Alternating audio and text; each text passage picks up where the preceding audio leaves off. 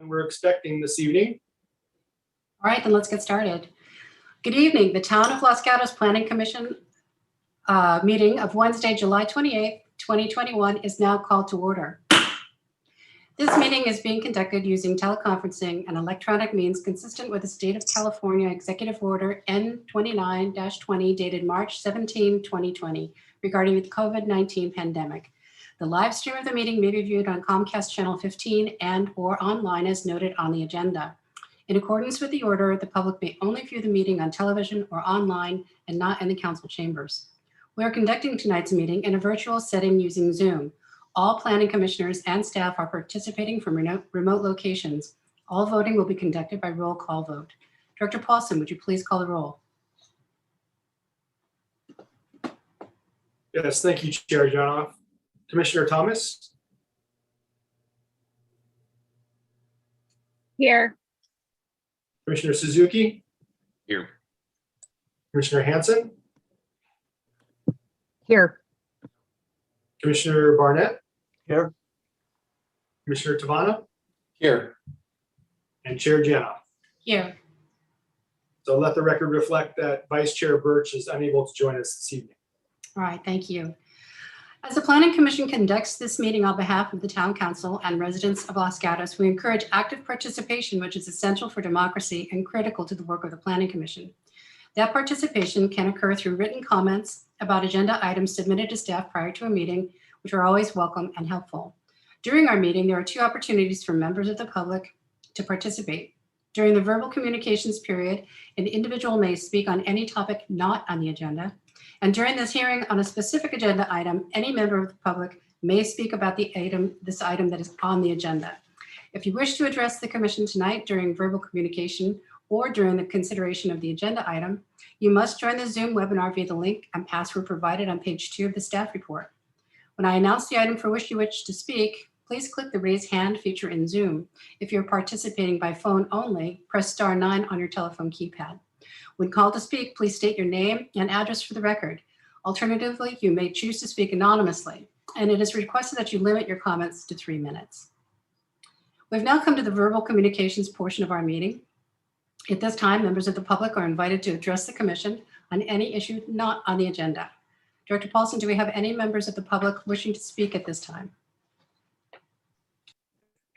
Let me take a look, Chair Janoff.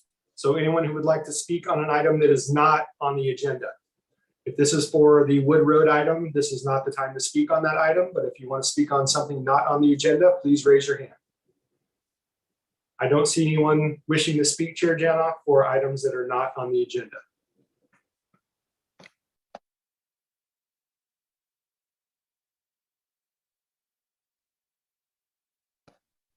And you're on mute, Chair.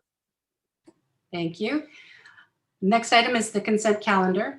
We have one item to be acted upon in a single motion, the draft minutes of the July 14, 2021 Planning Commission meeting. Does any commissioner wish or member of the public wish to pull this item from the consent calendar? I don't see any hands raised. Seeing none, then may I have a motion for approval of the consent calendar? Commissioner Hanson. I move to approve the consent calendar. Thank you. Do I have a second? Commissioner Barnett. Second the motion. Thank you. Any comments or changes to the minutes before I call a question? Okay, then we'll take the roll call vote. Commissioner Hanson. Yes. Commissioner Tavana. Yes. Commissioner Barnett. Yes. Commissioner Thomas. Yes. Commissioner Suzuki. Yes. And I vote yes as well. So the motion passes. We now move on to the public hearings, which is agenda item number 2. This item is to consider approval for construction of a new single-family residence and site improvements requiring a grading permit on a vacant property zoned HR5 located on Wood Road, APN 510-47-045. Architecture and site application S-21-003. Property owners Omari and Kavita Booknight, applicant Gary Colsett, architect, and project planner is Sean Mullen. First, may I see a show of hands from commissioners who have visited the site? All right, thank you. And are there any disclosures? Thank you. I understand Mr. Mullen will be giving the staff report for this item. Thank you. The project before you tonight is located on an undeveloped parcel in the southwest portion of the town. The subject property is 29,623 square feet, located on the north side of Wood Road, and is surrounded by hillside residential development and vacant land. The property ascends approximately 50 feet from east to west with an average slope of 35.1%. The applicant proposes construction of a 3,246 square foot residence, a new driveway, outdoor terraces, and a swimming pool. The contemporary Mediterranean residence would be divided into 3 levels, set back from each other as the building steps up the hillside with the natural slope, and the project would comply with the LRDA limitations, and no trees are proposed for removal. The proposed residence would be approximately 34.9% visible from the viewing area at Highway 9 and Highway 17. As such, the height of the residence is limited to 18 feet and the low to height measurement is limited to 28 feet. The proposed residence would require approval of a height exception for a portion of the loggia and the upper level. The project also requires a grading permit for site improvements, including earthwork quantities over 50 cubic yards. The project requires exceptions to grading depths, driveway slope, and retaining wall heights. These exceptions are related to the construction of the driveway, required fire truck turnaround, required turnout along the driveway, and a small area located at the terrace at the rear of the residence. Lastly, 3 water tanks are proposed northwest of the residence, and these tanks would be located in the side setback. The location of the tanks would require an exception being located in the setbacks to the Hillside development standards and guidelines. The applicant has included a letter of justification detailing the need and circumstances applicable to each of the requested exceptions. Based on the analysis provided in the staff report, staff recommends approval of the architecture and site application, subject to the conditions recommended in Exhibit 3. An addendum to your staff report has been distributed, including additional public comment. And this concludes staff's presentation, and we're available to answer any questions. Thank you, Mr. Mullen. Do any commissioners have questions for staff? Yes, Commissioner Hanson. Thank you for the detailed staff report as always, Mr. Mullen. I have a question about, there was a mention of there's other undeveloped lots, and do you know the size of them, or has that not been determined yet? The undeveloped lots surrounding the property, the ones that are immediately adjacent are larger, I believe. To the west, the property is approximately 66,000 square feet. And then the other properties around it that are immediately adjacent are developed. I'm looking at the mapping right now, but there's several properties to the west that are undeveloped. And as you start to step away, that first one I mentioned was 66,000 square feet. The next one, as you move away, is about almost 200,000 square feet. Okay, and Chair, may I ask a follow-up question? So my follow-up question is this: normally, my understanding was in the hillsides, we do expect that there's usually an acre lot. And so I was just trying to get at why this one was so much smaller than an acre. And sure. Is that normal? I'm sorry. Non-conforming lots by size they're frequent in the hillside.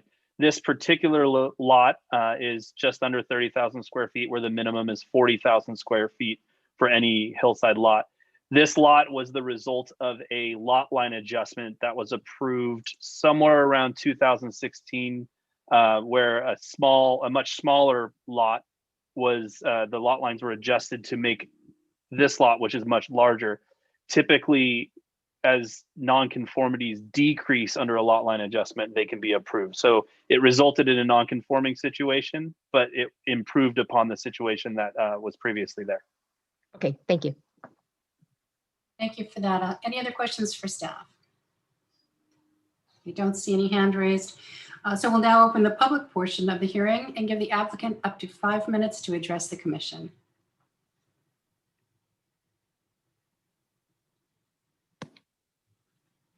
I'm going to allow Omari to speak. And just as a reminder, the entire team, development team, including the property owners, have a total of 5 minutes.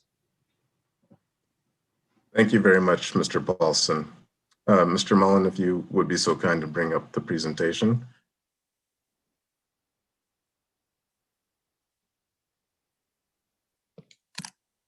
So Mr. Mullen did such a nice job covering the project. I'll try to keep my comments here brief, but thank you to staff for all their support and help during this process, and thank you to the commission for considering our proposal. If you could go to the next slide, please. So this is a picture of the Balknight family. In addition to the 4 of us, we do have my father-in-law who lives with us. This has been a great exploration project for us. We moved to Los Gatos about a year ago. We moved because of the town's character, its history, and the nice schools here. And so we've done our best to try to respect the vision for the town going forward. Next slide, please. This is just a graphic of the proposal. As mentioned, it's a 3,200 square foot, 2-story residence with a 2-car garage. I've heard many times from the commission that looking at below grade square footage is one of the things that the commission considers, and I think prefers in many situations due to divisibility and impact reasons. So we do have below grade square footage incorporated in this design. Everything we've done here has been our attempt to reflect the rural natural open space characters that I think reflects what Los Gatos stands for from a character perspective. And we've still managed to remain in compliance with the regulations as mentioned by Mr. Mullen. Next slide, please. From a design process, we incorporated a number of inputs in considering our proposal. One of the nice aspects of this parcel, it is relatively private and isolated, which allows for small impact to surrounding neighbors as well as for the community. One of the important aspects, I think, of this project is trying to respect the natural topography, which is one of the items within the Hillside standards and guidelines that I think is very important and critical. So the design does run along the contours of the hillside to reduce bulk mass as well as visibility. We're looking to incorporate subdued colors also to respect the surrounding environment and to make sure that we reflect the natural hillside environment. We're operating within the limited LRDA, which has been, was a limitation and honestly was a bit of a challenge in this project, but we were pleased to be able to come within the LRDA as stated previously.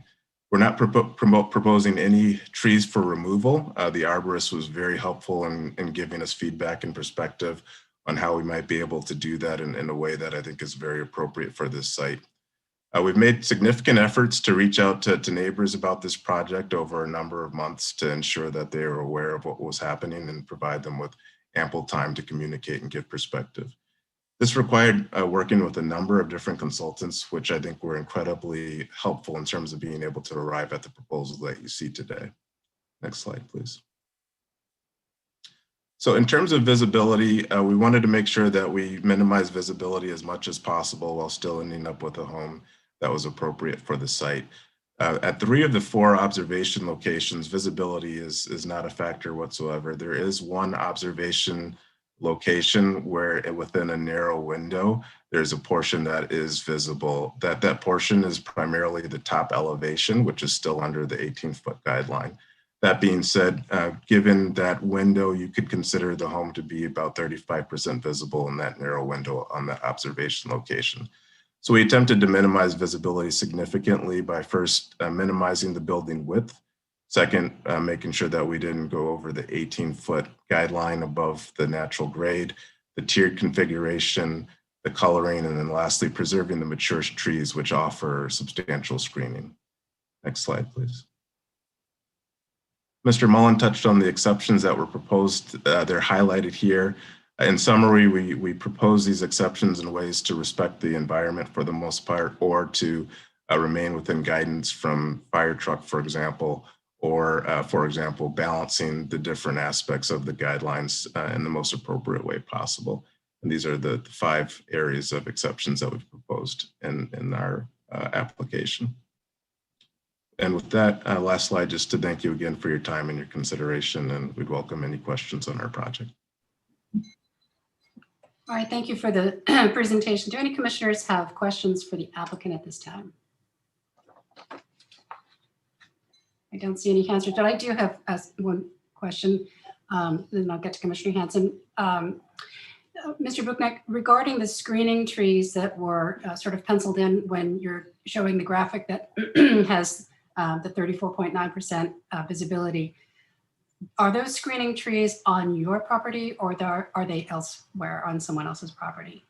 The screening trees that are mentioned in the presentation are on our property. All right. Now, question for staff. Staff, we've talked a lot about how the interest of applicants in the hillside with these sorts of views would typically lead to those trees being cut down, which would defeat the purpose of the screening. The question is there a condition of approval that would protect those trees or prevent those trees that are providing the screening from being cut down?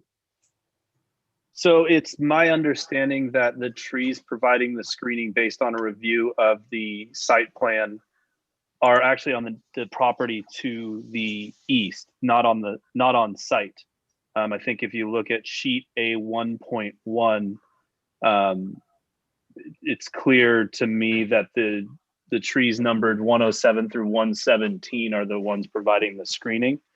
To answer your question, the hillside guidelines are specific that we require a 5-year maintenance agreement and a deed restriction for on-site trees used for analysis. This was not required and not included in the conditions because the evaluation showed that these trees were not on site. These trees were evaluated by the consulting arborist, which we're not always able to do when they're off site, and were shown to be with health ratings of 50 to 7% or fair to good. All right, thank you. So little to no possibility of these trees being removed, at least not by the applicant. It's being on someone else's property, the applicant doesn't have control of those trees. All right, thank you. Commissioner Hanson. Yes, thank you. So the hillside design guidelines and standards, as I'm sure staff has already explained, are there because the things that are in there that you need to comply with are really important to the preservation of the natural topography of our hillsides, and also more recently with fire safety and whatnot. So one of the reasons I was asking questions about the other surrounding lots is that you're proposing to build basically the third largest house in the neighborhood on the smallest lot in the neighborhood. And so when there's a lot of exceptions, it begs the question of would a smaller house cause less exceptions? So that's my question to you is, did you consider, I saw the discussion from the architect about a 3-story, which is what you have, versus a 2-story house and what that would cause, but was there any consideration given to a smaller house because this is a 6,000 square foot house? Yes, there are a number of considerations that were considered as part of the process in terms of the exceptions that are being proposed. They're primarily around the driveway and the grading, the fill and the cuts, which don't have a direct relationship with the size of the home. Okay. So you're saying that none of the height exceptions have anything to do with the size of the house? The height exceptions, so there's 2 aspects of the height exceptions. One of the height exceptions is an 18-foot above grade height exception, which is one that we're within, where we meet that height exception. The second height exception is a floor to ceiling height exception.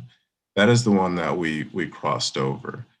If we were to make adjustments, we would have to effectively remove the entire below grade aspect of the home, which would be a very substantial reduction.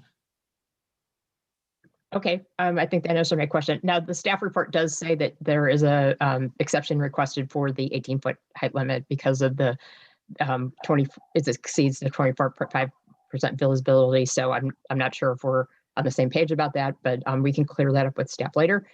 I have a follow-up question, if I may, Chair, and that is about the pool and everything up from the house. And it says that there's the cut and fill exception for the back of the house. And it is a smaller part of the area, but it's because of the irregular nature of the existing slopes at the rear of the proposed residence. So my question for you is, one thing we really don't want to do is, cut into the hillsides to make things work for us. We want to keep the hillsides as much as we can the way they were. So is there any other possibility of a place to put the pool and all those terraces to not have to destroy the irregular nature of the slopes? Perhaps the architect can address that question. Okay. 1 second, let me allow Mr. Polsat to speak.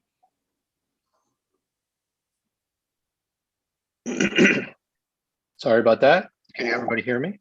Yes, we can. Go ahead. Okay, thank you. Good evening, everybody. Thank you for listening to us on this project, hearing us. The question about the swimming pool, as you had mentioned, in regards to asking for an exception in the cut, there's really no other place that the swimming pool would go. And the amount of cut, because of the very limited space we have within the LRDA, we can't put it to the side of the house. We're over the 30% slope. We actually have it into the rear, and we're asking for 10 to 12 inches of height exception in only a few small instances because the terrain doesn't go in a straight line, and we are building in a straight line. Okay, thank you. Any other questions for the applicant? All right, then.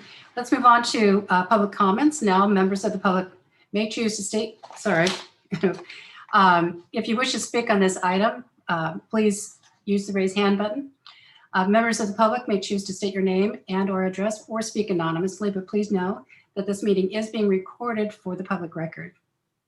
Dr. Paulson, are there any members of the public who wish to speak at this time? Yes, thank you, Chair Janoff. First speaker will be Justin.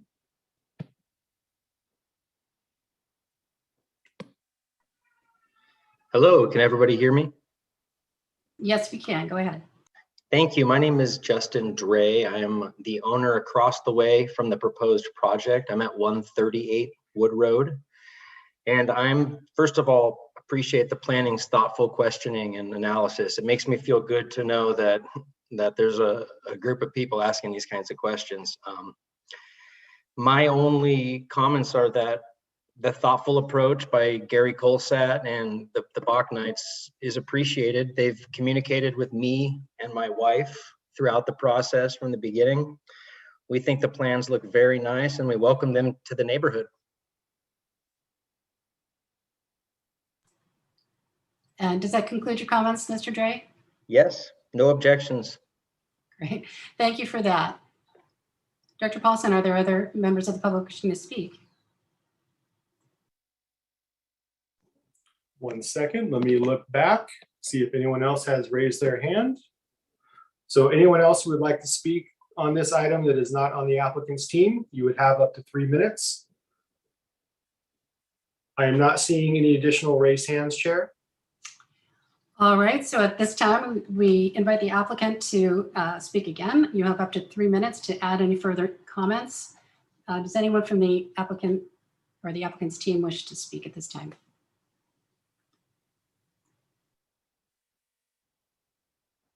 Either the property owner or the architect. If you wish to speak for the 3 minutes, then please use the raise hand feature.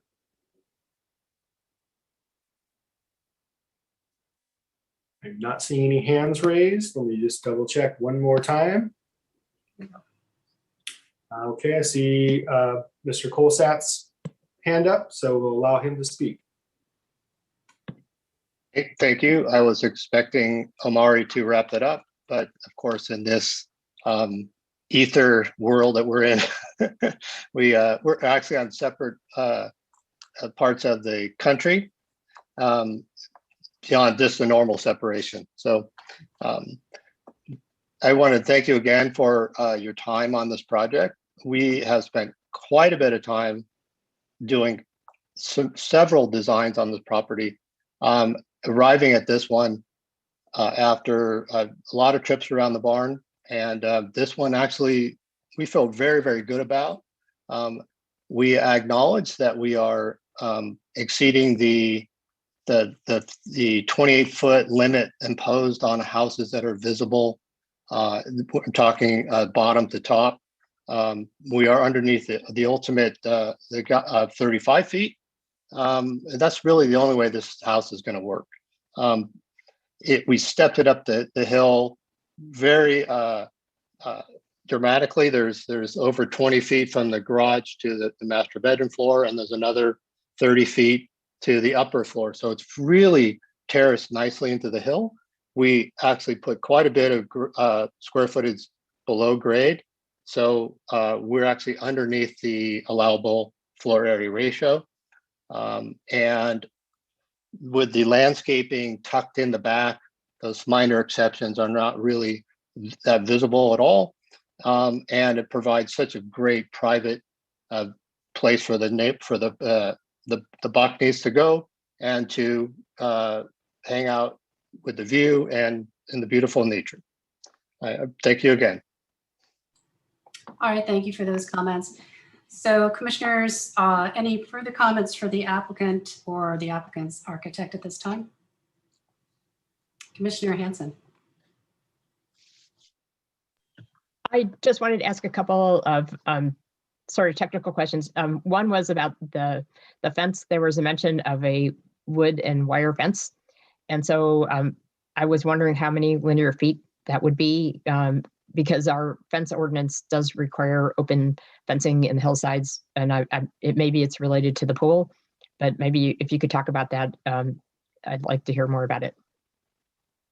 If it would be okay, could I have David Fox address that? Yes, that's fine.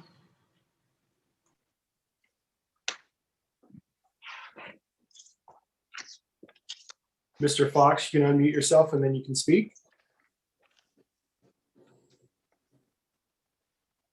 Right. How is that? It's good. Go ahead. Okay, very good. Thank you. My name is David Fox. I am the landscape architect on the job. And the fence that the Commissioner Hanson was talking about is actually only proposed around the pool. And we need to have that because it is a state ordinance to do so. So we have to have at least a 65-inch fence that encloses the pool area, and it has to have gates that open out. They have to be self-closing. So the fence that is proposed is something that meets state code.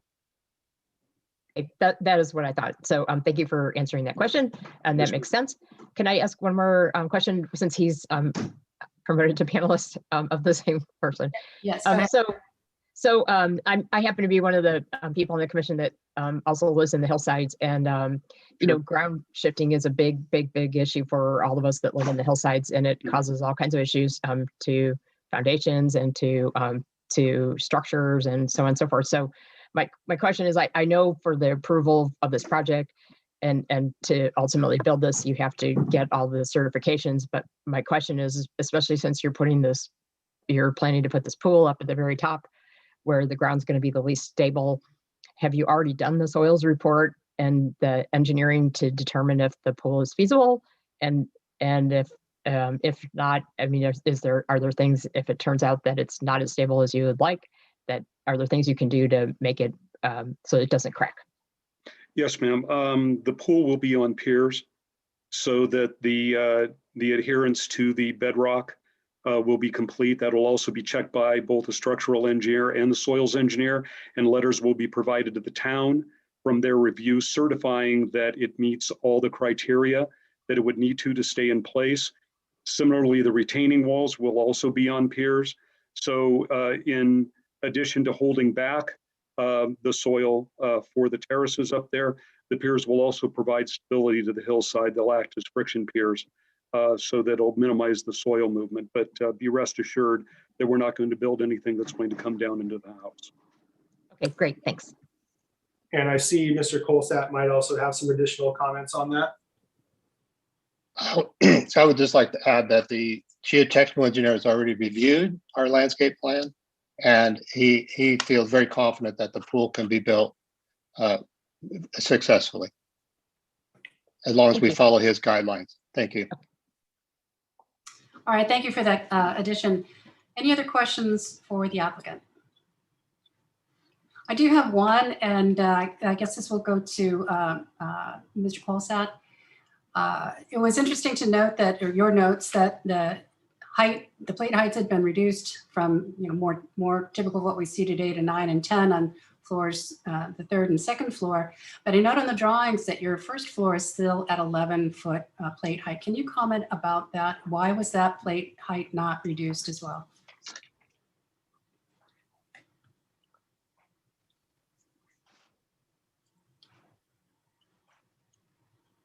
You're allowed permission to speak, Mr. Colsat. Your mic is unmuted. Mike is on mute. I'm unmuted, right? Correct. We can hear you. Good. Thank you. Okay. Thank you. Commissioner Dunoff, or Chair Dunoff,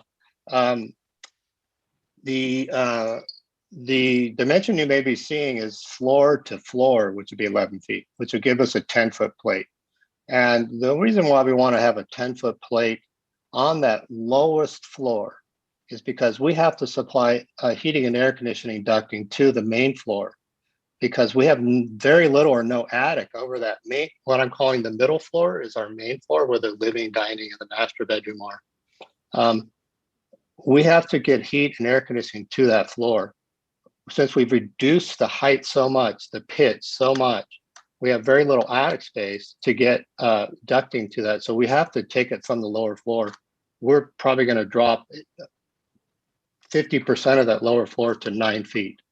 And then 9 feet is kind of our absolute minimum that we want to go with. So I hope that explains the structural, mechanical requirements that we need, why we need 10 feet overall plate on that lowest floor.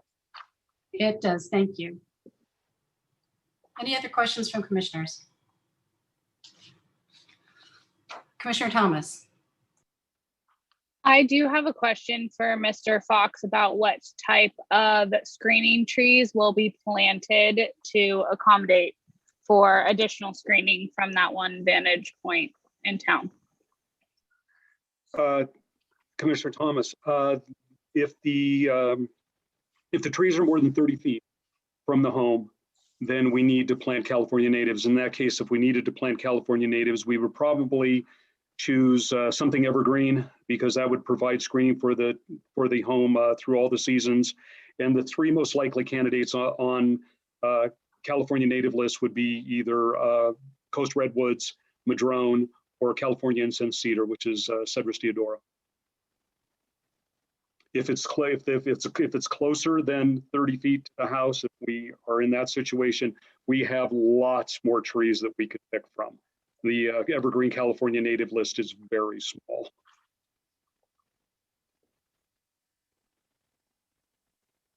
All right, thank you for that. And just a follow-up question. Go ahead, Commissioner Thomas. Oh, I just had my follow-up question was just that I don't believe that any of those trees that listed, I appreciate that they're natives and they're evergreen. I don't know if any of them exist on or around the property,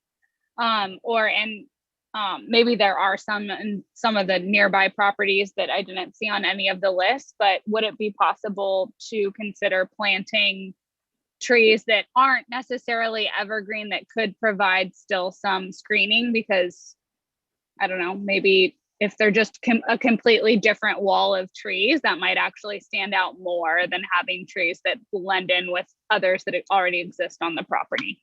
And most certainly, Commissioner Thomas, we could plant coast live oaks. They just grow very slowly, so their screening potential is not as great.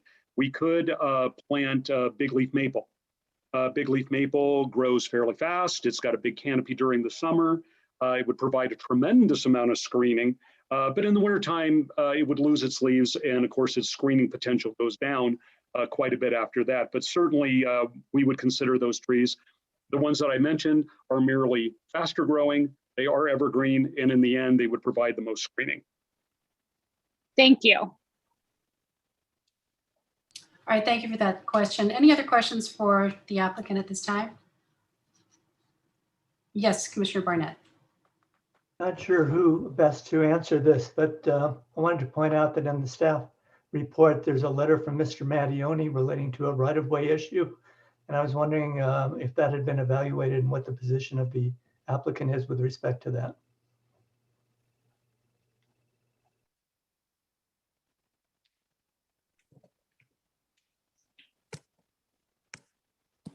One second.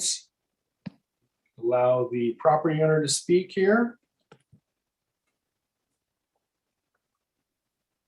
I'm happy to speak to that from our perspective. It may be that the town is evaluating the letter that came in, which I wouldn't be able to address. But from our perspective, when we went through this process, we evaluated all of the parcels that surrounded our land, and we did our best to do communication to all of those parcels. That included two parcels that sit adjacent to our parcel, and we sent a letter to the owner of that parcel, who's named in the letter that you're referring to. We received a response from the owner, and we had a sit-down discussion. During that sit-down discussion, he highlighted the fact that he had purchased those parcels, I believe, in the 1970s. And during the 1970s, the roadways were and are different than they are presently. And he had a certain recollection of what those used to be, but may have not visited the lands in quite some time. Subsequent to that meeting, we offered to take a drive up to the parcels together so we could look at it collectively and just make sure that everyone's recollections were refreshed. We walked our parcels. We also walked his parcels. And what was pretty clear, and has been clear, at least from our understanding and perspective, is that the roadway which is referenced, it's a very narrow dirt pathway. I wouldn't even call it a road because there's not anything you could ever drive on it, is one that's no longer public and probably hasn't been public for decades, if it ever were. Certainly probably not for automotive vehicles. When the parcels were split, there was a private roadway, which is the Wood Road, which is a paved road, which goes up not only towards our parcel, but also goes up to his two parcels of land. So during that meeting where we walked the parcels, it at least seemed clear to us, and I thought clear to them, perhaps not, that the best access route for those two parcels would be off of the private Wood Road, because the dirt pathway was not going to be an appropriate right of access. Nor do I think it's in the titles or deeds or any of those types of things. That all being said, we were pleased to see that they wrote in their letter that they don't take issue with the home as proposed, and the home as proposed doesn't interfere with that old dirt pathway. So we're not attempting to block that off, if you will. Nonetheless, we don't believe that there's grounds for the request as stated in the letter. All right. Does that answer your question, Commissioner Barnett? I'd like a clarification whether the proposed driveway is within the private portion of Wood Road or in the public portion. The proposed driveway takes off of the private portion of Wood Road, and it crosses, a portion of it crosses property actually owned by the Draws who spoke earlier. So it's actually based off an easement provided from them. I'm sorry, provided by who? The Draws. Mr. Draw spoke earlier today. He's the owner of 138 Wood Road. Thank you for that. And Chair, I see Mr. Price keeps raising his hand. I'm not sure I would look to the property owner or the architect. Is Mr. or Mrs. Price part of your team? Not to my knowledge. Yes. Gary? What's that? Joel, thank you. Teresa Price is actually representing our civil Yes. engineer, Hannah Bernetti.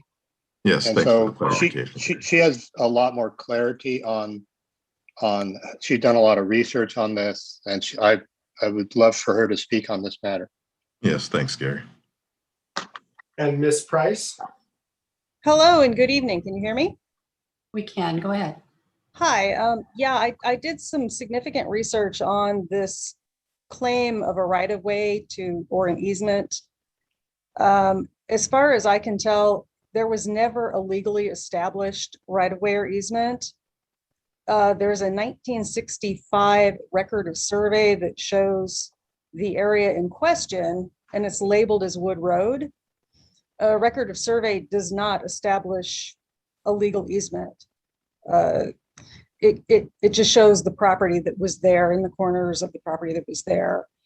As far as I can see, this has always been private property held in fee title by the property owner of the adjacent property. And perhaps in some previous time, there was an idea that it would become a right of way or an easement, but I have found zero evidence that that was the case. The lot line adjustment that was approved by the town in 2016 or 2017 actually moved the line that was the definition of this piece of land, the strip of land that looked like a road, and created the property that we're trying to develop today. So unless there's another deed or something that the property owner, the neighboring property owner can provide that's not showing up on our title reports or anything that I've been able to find, it looks to me like it was a concept if there was going to be a road there, but the legal right of way was never established. All right, thank you for that clarification. And I just wanted to mention to the commission that once we close the public portion of the meeting, we do want to cover this issue with the town attorney and make sure that we are providing the necessary language, if there is necessary language, in the conditions of approval. So Commissioner Barnett, we're not quite done with this. If if you would like to hold any further questions, the matter seems to be more in the town's purview than in the applicant at this time. All right, any other questions for a growing applicant team? I don't see any hands raised. So at this time, I will close the public hearing and ask if any commissioners have questions of staff, wish to comment on the application, or introduce a motion for consideration. So Commissioner Barnett, I'll just piggyback on your line of question and throw it to the town attorney. Could you please comment on the issue regarding the easement versus right-of-way, and if there is any action that the Planning Commission should take in the conditions of approval to ensure that this matter doesn't raise its head in a way that we can hope to take care of if we can. Good evening, Chair and Planning Commissioners. I think Ms. Price did an excellent analysis of what the staff's analysis in mind was, is that nothing showed that there was a right of way or any easements on this property. In fact, the lot where the road was actually a separate legal lot that was privately owned. And then through the lot line adjustment is how this lot was created. And that's the assumptions we've been working on as this project has moved forward over the last couple of years. Certainly, I do have concerns with the letter that was received from the neighbor. But I also reviewed the 1955 or 57 survey that Ms. Price mentioned, and it does list it as a road, but we do not show it ever being accepted. And under the highway code, you have to actually have an acceptance when there's a dedication of a right of way. It has to be accepted by the town prior to that. But if Planning Commission has concerns about this issue, there's two avenues, and unfortunately, Mr. McNally or the client of this neighboring property isn't here to put their position forward. But if Planning Commission does have a concern, there's two options it could take. It could continue this item for a time being and to flesh this issue out even further, or it could put a condition in the project approval that just requires that the issue of right-of-way easement would be decided to the satisfaction of the town prior to the issuance of building permits. So either of those, if you're still concerned, But again, I go back to all of our analysis at this point in time still says this is not a right of way nor an easement that exists on this property. All right, thank you for that clarification. You know, the preparer of the letter and the objectioner, I'm not sure what exactly they're looking for, but it's notable that they did not respond to the communications that you to them. So I'm not inclined to provide a continuance while we wait for information that may never be forthcoming. So, and so my only question is, would there be anything legally they could do to hold the project up, should we approve it, that we could hope to, that we could help, help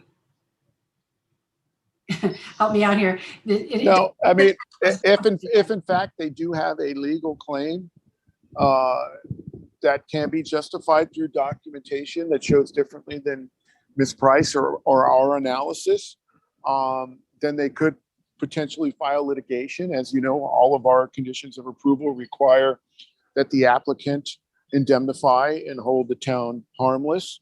So if in fact they did come forward with documentation that really showed that there was a right of way that was never abandoned by the town, I think we would be right back at you looking to undo our approvals. So, you know, we do have indemnification. We do have the conditions that protect us in the situation, and if we do prove it tonight. All right. Chair Janoff, I'd just add also the neighbor who was represented by Mr. Mattioni could always file an appeal depending on what the decision is this evening. And I believe also the property owner mentioned that they're actually not putting any structures where that previous right-of-way was, if I'm remembering correctly. And so it wouldn't impede some other civil action between the two parties as well, potentially. All right, that seems clear to me. Any other questions of staff or discussion from commissioners? Yes, Commissioner Barnett. Mr. Schultz, I was wondering what you would see developing with if there was a continuance granted. In other words, would further research or investigation by you be taken at that time, or? It would really be reaching out to Ms. Price, who looks like she has done a tremendous amount of research on this property, and trying to get further clarification from Mr. Mattioni and the neighbor as to exactly which documents that they have that try to establish a public right of way as opposed to, you know, a private easement. As you probably know from previous hearings, you know, we try to stay out of private easements and whether a party has a private easement or does not, and where those private easements are located. So the only issue I would really be looking at is whether there was ever a public right of way, because in that circumstances, we do have certain requirements we'd have to meet to abandon that public right of way. So, and if there was a continuance, my outreach would be to Ms. Price and to Mr. Mattioni to try to figure out exactly what documents everyone's relying on. And Chair Janoff, just so I can mention, I see Ms. Price's hand raised again. The public portion of the hearing has been closed, so there's no longer an opportunity for the public to speak. All right, thank you. Any other questions at this time? Discussion, comments? Well, I'll just start by saying a couple of things. There are a lot of exceptions in this project, some of which are understandable. In order to get a house on LRDA, you got to get a driveway up, and I appreciate the desire to follow the contours to minimize the cut and fill. So I have less of an issue with those exceptions than I do with the visibility and the overall height of the structure. You know, we have this rule, the 25% rule, and this is significantly over the 25%. Well, it's a guideline, I guess, or standard. So I'd like to hear what the commission thinks in terms of whether this house cannot be changed or whether there are opportunities for it to be reconsidered in order to get at least closer, if not within the guidelines. Commissioner Suzuki. While the applicant was on, there was a claim that was made where the applicant claimed that the house wasn't in violation of the code for the overall height of the structure, but from floor to ceiling height, low to high dimension height of 28 feet. I would like to hear more about this because if I remember correctly, Commissioner Hansen said that it was in violation of both, but I'm not quite sure. Maybe And- that's a good question for Mr. Mullen to answer. I can offer some clarification there. So there's three heights at play when we look at the hillside. There's the height allowance for the zone by the town code, which is 30 feet. There's the height standard for a visible home, which is measured in a plumb line vertical distance at all points, and that is 18 feet for a visible home. And then there is the hillside guidelines low to high from the bottom of the structure to the top of the structure overall height, which for a visible home is limited to 28 feet. This project is in compliance with the town code for 30 feet. So that's maybe where we're parsing language between regulations and standards and guidelines. It is requesting an exception for a portion of the loggia, which you can see on page 121 of your packet, highlighted in red. And that is an exception to the 18-foot height vertical limit. And that exception is somewhere around 18 inches to 24 inches. And it's for a limited portion just on the loggia outside the over a patio. The other exception it's requesting relative to height is for the 28-foot low to high. And that is caused mainly by the very top portion of the residence, the third level. And as the house steps up from where the fire truck turnaround is in the driveway, it exceeds the 28-foot limit just under 7 feet at the very top of the house.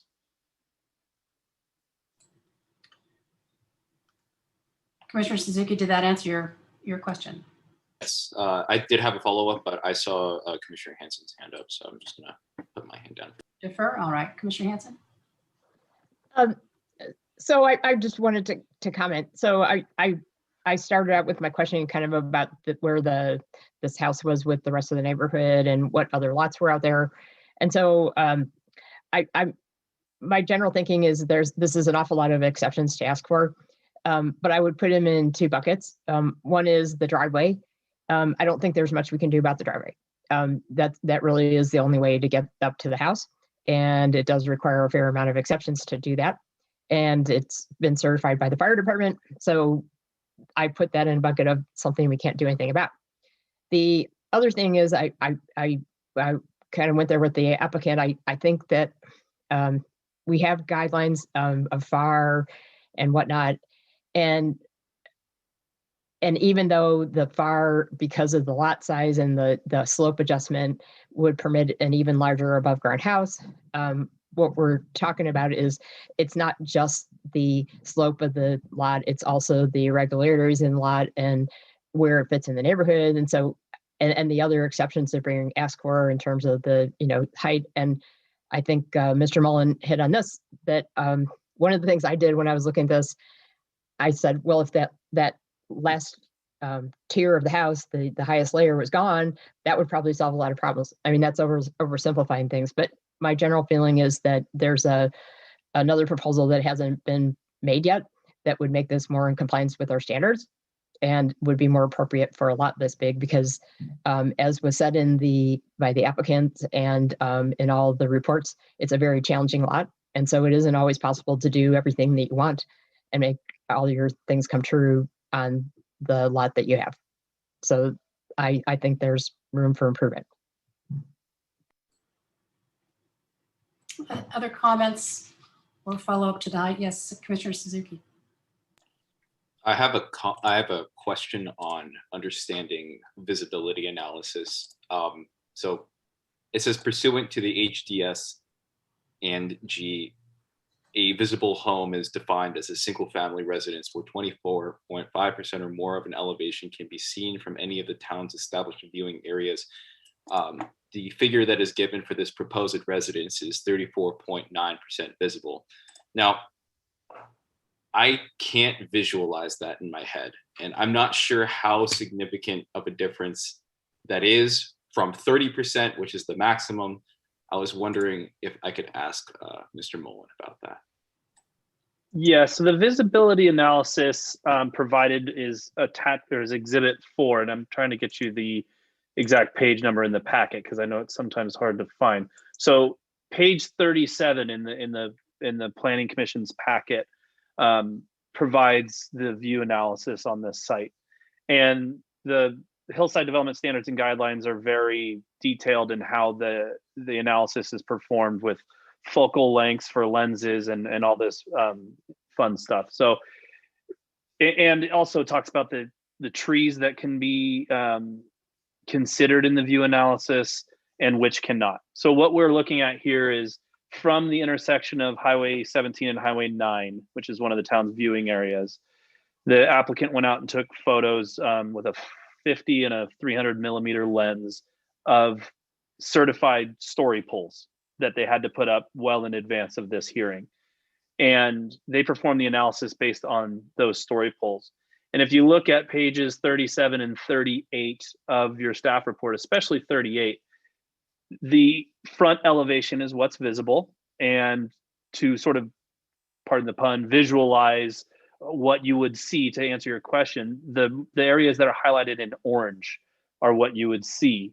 And on the right hand side of that drawing, you'd see where further where the trees are screening it, and it helps to break it down. So they're looking at the flat orthogonal plane elevation, how much would be screened, and then calculating out the area. In this case, it's just under 35%.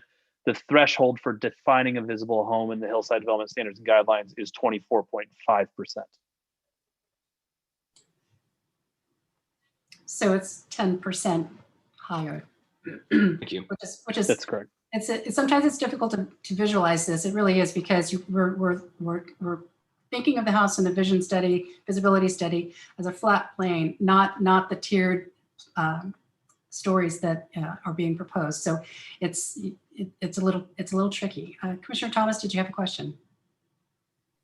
I had a follow-up to this question on visibility, and that is the applicant stated that from 3 of the 4 identified visibility areas, the structure is not visible. So can you confirm that, Mr. Mullen, that this is the Highway 17, Highway 9 platform is the only viewing area that this structure is visible from? Based on the analysis provided, I would agree with that statement. I believe it's screened by topography and distance and vegetation from the other platforms. Okay. Viewing areas. And the other viewing areas in town, I know I read them somewhere, but where are they again? Can someone remind us? There's one in downtown on the other bridge that crosses over 17. It's actually, I think, at the corner of Bayview and Main. Okay. There's one at the corner of Blossom Hill and Los Gatos Boulevard. Okay. Then Los Gatos, Almaden, and Celinda, I believe, which is actually in San Jose. Okay. Yeah. So those are all. So the last. Okay. Yeah. Those. So really, only 2 of them you are near this hillside, I guess. Okay. Thank you for clarifying that. So I'd like to follow up on all of this and bring back a comment that Commissioner Thomas had seemed to be suggesting regarding planting additional screening trees.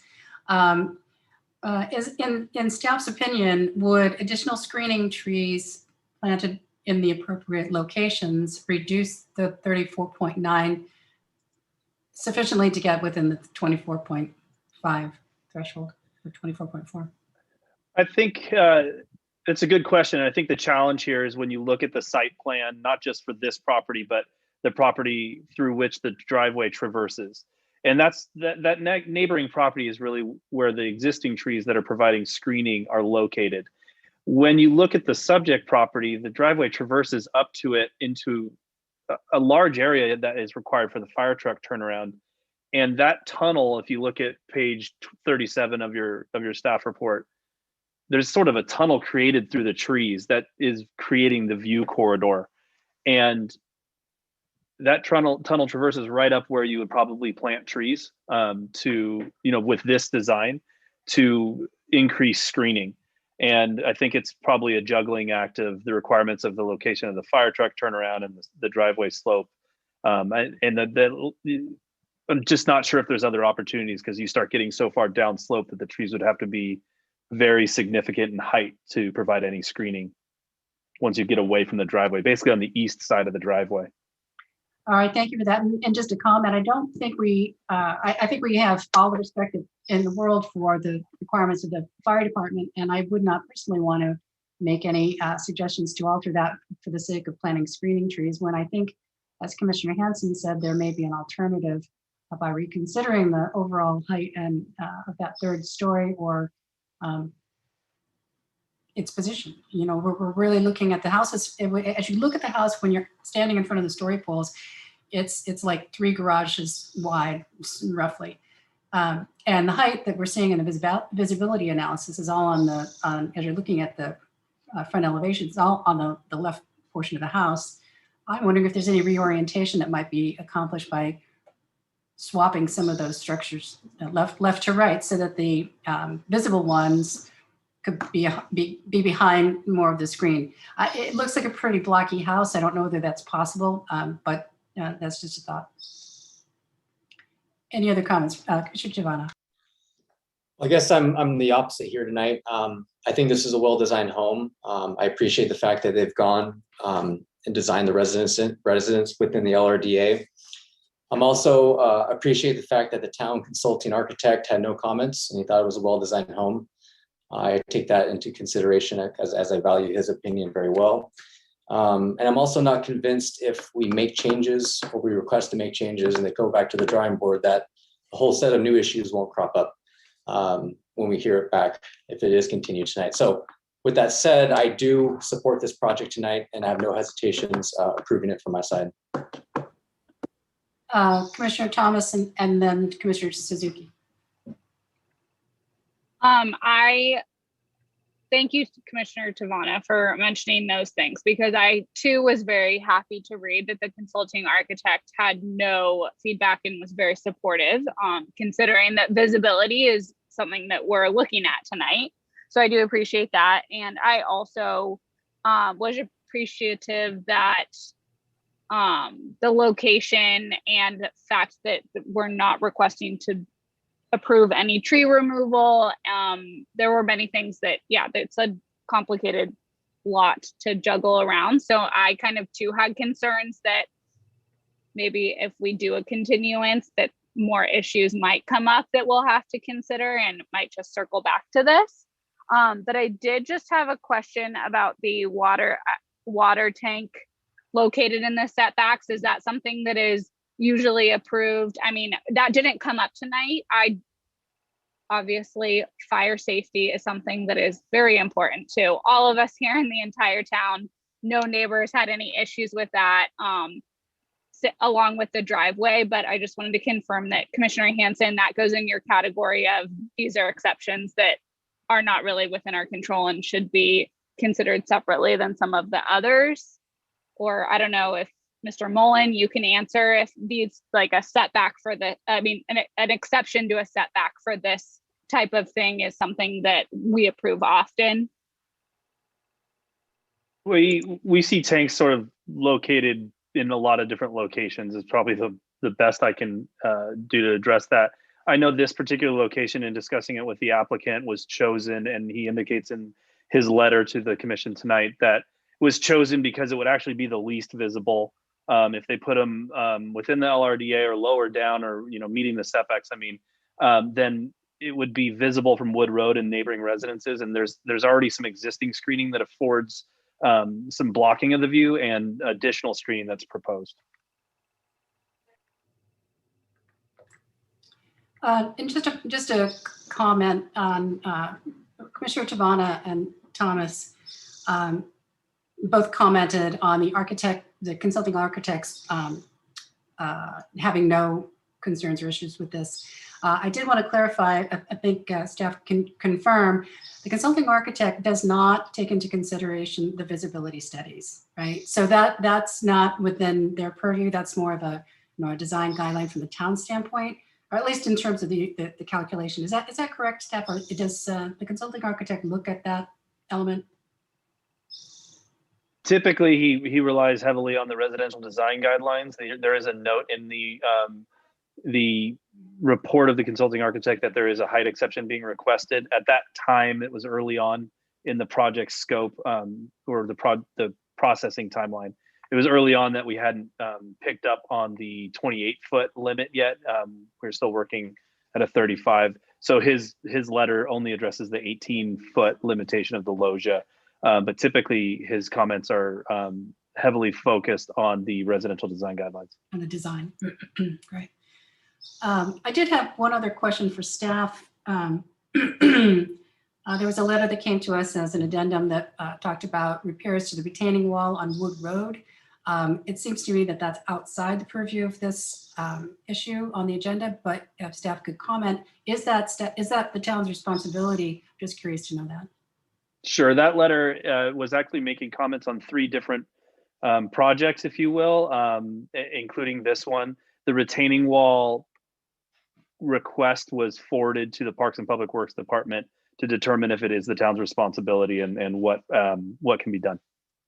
All right, thank you. I actually took note of that as I was driving away from the location, thinking, I wonder who's responsible for that. I see hands up, Commissioner Suzuki and Commissioner Thomas. Commissioner Tavana and Commissioner Thomas brought up a point that I agree with, which is that the particularity of the landscape is what led to this house being designed the way it is. Now, I'm not saying that there aren't alternative designs, but to say, well, this exception might work, this exception might work, and maybe like see if you can navigate this exception, it might basically throw a wrench into the gears. Now, I'm not saying that it will, because I don't know particularly very much about the design process or the alternatives that they might have. But I cannot decide as of now, and I would like to hear more from other commissioners whether it is a yes or a continuance. At least those are my 2 options. I don't believe that a no is an option for me here. All right, anyone want to comment on that? Yes, Commissioner Barnett. I also have serious concerns about the height and the visibility of the structure that's proposed. I think a continuance would be in order to allow the applicant to address those issues, and also for Mr. Schultz to do further research regarding the right-of-way issue. Commissioner Hanson. I just wanted to comment on some of the other comments that I made. I focused on the issues that I see that could be addressed, but I did want to say that I do think that when you look at this project holistically, given that they started out with what I believe is too big of a house, that they did a very good design for that by stepping it up the hill. We asked people to do that in Hillside design guidelines. We do generally ask people to look at below grade square footage in lieu of, but it's in our seller policy, it still says in lieu of above ground square footage. And so the colors and all of those things are things that help minimize the visibility. But when you start out with something that may not be the right fit, then, making it look as nice as possible is certainly where they went with it. But I go back to, there might be another way to not have as many exceptions. And I do, as other commissioners noted, I don't know that making the house smaller wouldn't still have exceptions, but I would want to see if that were the case. Any other comments? Yes, Commissioner Tavana. Yes, thank you, Chair. I just would like to point out that we're talking about visibility here, but we're also have to take into a context that we're talking about it on Highway 17, Highway 9 platform. So this is just one vantage point that they're saying is 34.5% visible. Is that correct? Is that correct? Is my understanding correct there? Yeah, 34.9% from that one viewing area. Okay.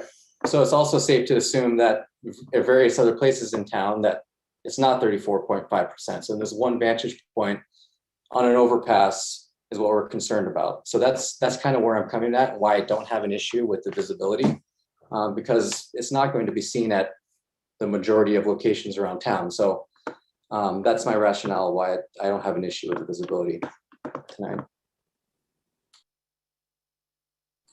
Any other comments? Yes, Commissioner Suzuki. Yeah, seeing that the LRV is under 30, and also it is just one vantage point. I don't see a very large, substantial negative externality that is going to be imposed into the rest of the town of Los Gatos as a result of this issue. What I was referring to when it comes to potentially remedying the size of the house, the mass of the house, it's with a land with so many different variables on this particular plot of land. Asking them to address like one issue while leaving everything there might be too much of an ask. I'm not actually sure, but if the application was to either have a yes or a no today with no continuance, I'd vote yes. But if there was a continuance, it basically would have to there would have to be enough time such that it can take into account all of the different variables in the land, and also investigate the right-of-way, potentially different vantage points for visibility, that sort of thing. But I actually, now that I think about it as a question, is just the Highway 17 9, is that just the standard for visibility tests, or is it required to go like around town? Okay. Commissioner Thomas is nodding her head. Yeah, I just wanted to clarify and make a comment about the visibility platforms. You know, they're there for a reason. If the house is not visible from any of them, great. If it's 23% visible from any of them or all of them, great. If it's visible from any of them, then that's where we have a sticking point. I'm not sure that I'm not sure I'm buying the argument that, well, this is sort of a drive-by location and nobody's going to ever see it. It's there for a reason, and there's a fair amount of analysis that went into determining the visibility platforms. And you know, with respect to the work that the town has done in order to establish those, it's in my opinion that we respect that work and we take seriously when one of those visibility platforms has an issue with the project. So that's where I am on that. And I see Commissioner Thomas has your hand up. Thank you, Chair Janoff. I'm glad that you mentioned that, because when I first read through that application, I also thought the same thing. I thought this is like an overpass that most residents or visitors are driving over and maybe not looking into the hillside. But then my second thought was, okay, these locations are determined for a specific purpose. And like, it has to be a public space that photos can be taken from, that people can access. And I made the assumption that the town had chosen those locations for the viewing hillsides for a specific reason. So with that being said, it does make me think that it does seem like there is a lot of thought going into this project, but there is a part of me that's like, is this just too big of a house trying to fit on too difficult of a lot? And I think that it's unfortunate that the tree screening, I mean, it's just unfortunate that it's hard for us to tell and visualize how much additional planting could screen the situation. And I am concerned that if there's a bunch of trees that don't blend in with the rest of the area, it's not really going to actually provide good screening anyway. If it's all laurels and oaks in that area, and then there's a bunch of something different, like I don't even know if that offers additional screening. I mean, I know technically it does, but I don't know. I'm in the same boat kind of as Commissioner Suzuki, that it's a little bit difficult for me to make a decision about this right now, but I also don't know that if we ask anything of the applicant, a lot can be done. So question for staff, we've done this in the past where we reopen the public portion of the meeting to ask the applicant the question, would they be willing to consider reducing the size of the house in order to reduce the height of the house, and get basically a yes, no on that in order to determine whether a continuance would be productive. So I would defer to the town attorney, but I would offer that, yes, if you open it for a specific question, that is fine. But ultimately, we don't want to have a lot of back and forth for that specific question. And that's correct. You just be opening it for that specific purpose. And obviously, we have had other public comment that they'd be able to comment also about a continuance. All right, so then do we need to take a vote to do that, Director Paulson, or can we, by a show of hands? The chair can do that on their own. Okay, thank you. In that case, I'd like to invite the applicant to come back to answer one question of the Planning Commission. The question will be, would you be willing to consider reductions in the size of the house in order to get into the visibility envelope or otherwise reduce that, that visible visibility? Yes, thank you for the opportunity and thank you for the thoughtful commentary. So I think there are two aspects that we are willing to explore and happy to explore to get it within the visibility envelope. The first would be the addition of screening trees, which has been raised. We have to do a little bit more exploration, but our initial exploration suggests that we could add screening trees to be able to get within the visibility envelope that's written into the guidelines. The second area of exploration, which would provide some assistance on this matter, is changing the design of the top portion of the home to make it flat. We believe that we could get, I believe, and the architect can correct me if I'm wrong, between 1.5 to 2 feet off of the top. Either the first option we believe would get us within the visibility index or window that we're discussing. The second one, obviously could help as well. Those are the two options that we've done some initial analysis around. Great, thank you very much for your comments. That provides good clarification for the commission. So we'll reclose the public portion and we're back at discussion amongst the commissioners.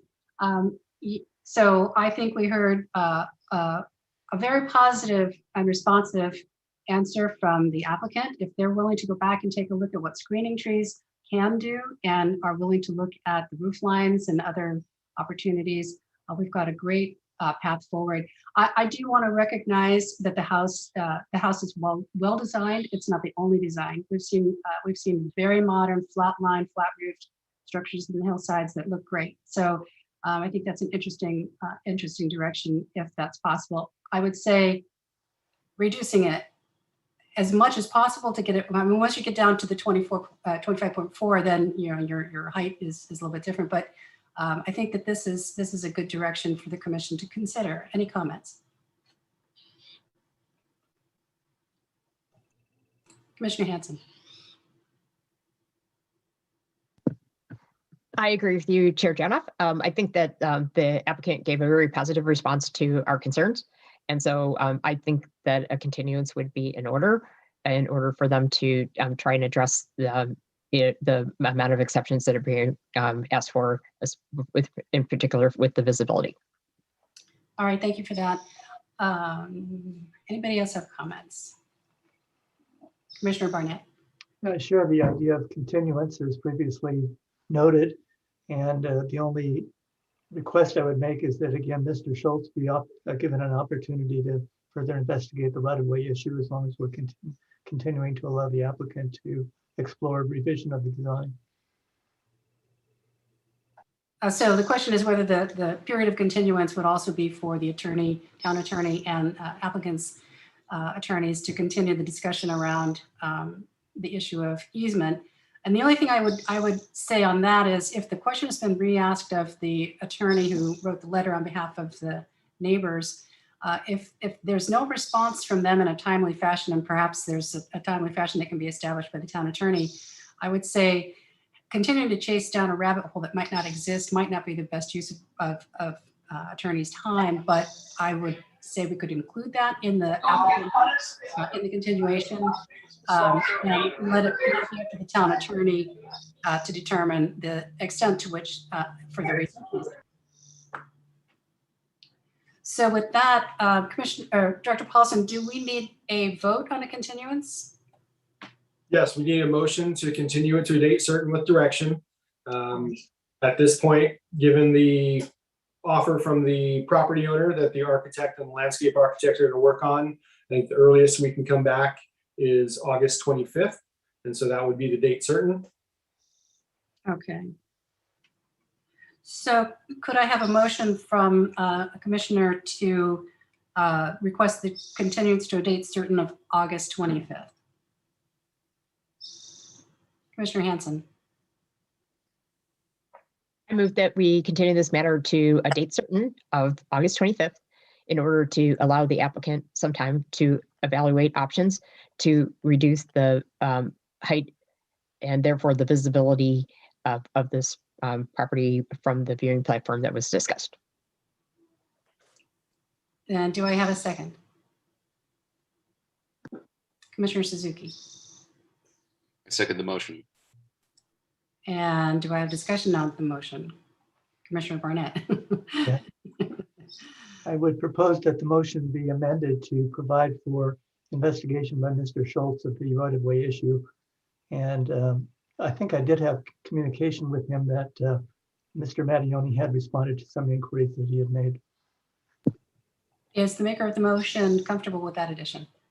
I'm comfortable with that addition as long as that isn't the issue that prevents this from being approved should the applicant come back and revise the height appropriately. So. All right, and does the seconder also agree to the change in motion? Yes. You do.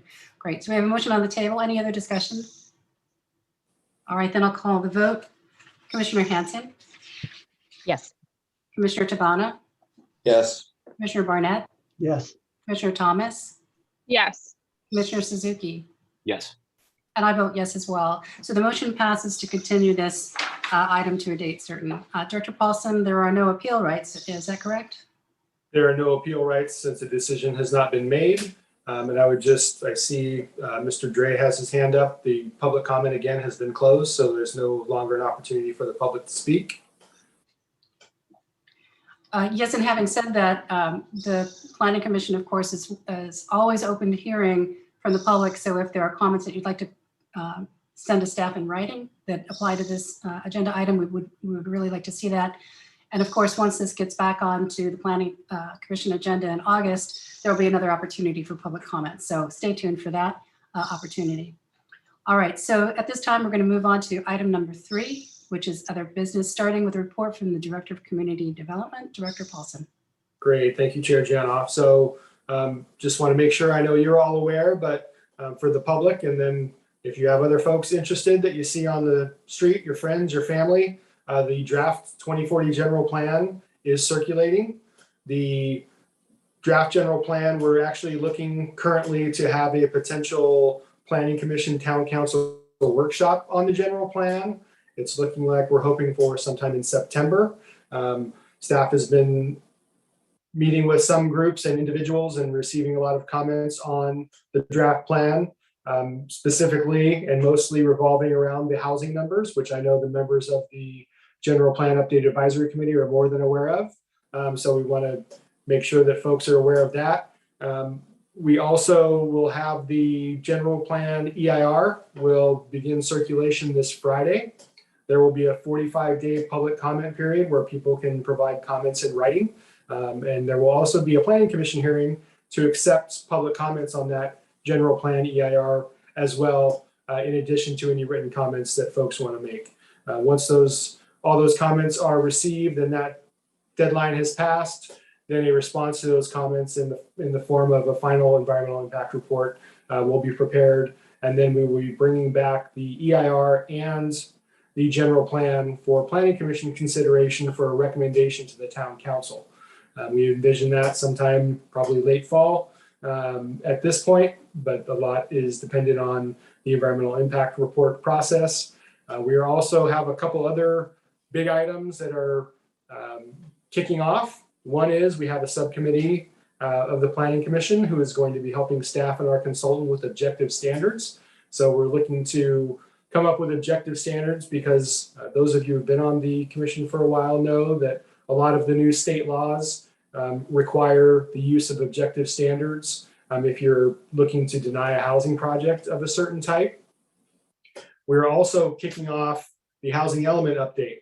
So the housing element is an element of the general plan, but it is on a different cycle. It is on an 8-year cycle. And so our next general plan needs to be certified by the State Housing and Community Development Department in January of 2023. So we're looking to get started on that effort as well. We will be looking to have a group similar to the GPAC, which will be called the Housing Element Advisory Board, which right now we're currently proposing to be comprised of the members of the General Plan Committee, as well as 2 at-large committee members who served on the GPAC through the General Plan Update effort. So those are kind of 3 big items that are going through the process. So please make sure you get folks out there, and if folks have questions, you can always direct them to myself, and we will look to get them the information we can. Obviously, we have a bunch of council priorities we're working on in addition to all of these, and we're a lot of times limited to information that's readily available, but ultimately we do try to get out there and make sure that we can get folks as informed and get the right information out on the street and hopefully answer any questions. Thank you. Thank you. That's a lot of work coming up. All right. And finally, we have subcommittee reports. In addition to their service on the Planning Commission, members of the commission serve on several town committees. Are there any reports tonight? It's been a quiet month. All right. All right, then. Thank you all for participating in this meeting. It was a great discussion about the agenda item at hand, and appreciate all the input and the thoughtful questions you're asking. Great work, and this meeting is adjourned.